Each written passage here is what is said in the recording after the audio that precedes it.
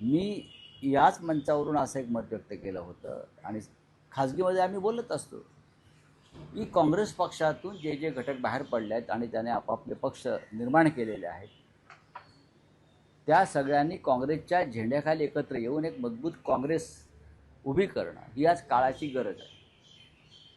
मी नावं घेतली, मग तृणमूल काँग्रेस असेल, महाराष्ट्रामध्ये राष्ट्रवादी काँग्रेस पक्ष असेल. मी तर असे म्हटलं होतं की अजित पवार गटात विलीन होण्यापेक्षा काँग्रेसमध्ये विलीन व्हा.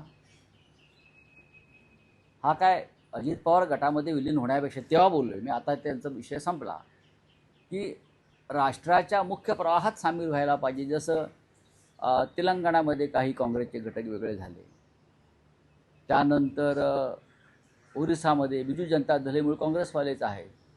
असे अनेक घटक आहेत जे काँग्रेस पक्षातून बाहेर पडले. त्या सगळ्यांनी काँग्रेसच्या झेंड्याखाली एकत्र येऊन एक मजबूत काँग्रेस, देशाला नेतृत्व देणारी, याच्यामध्ये सहभागी व्हावा असं मी माझं मत व्यक्त केलं.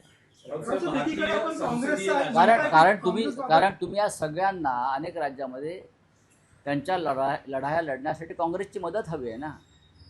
आता काल ममता दीदी सोनिया गांधींना भेटल्या तासभर, त्याच्या आधी त्यांनी राहुलजीशी चर्चा केली.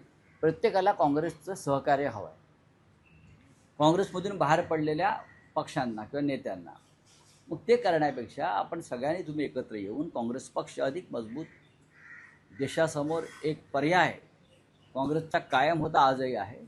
तर या पद्धतीनं सगळ्यांनी विचार केला पाहिजे असं माझं मत होतं. आणि ते त्या संदर्भात माझ्या माहितीप्रमाणे काँग्रेस पक्षात आणि इतर काही घटक पक्षामध्ये त्या संदर्भात विचार सुरू आहे.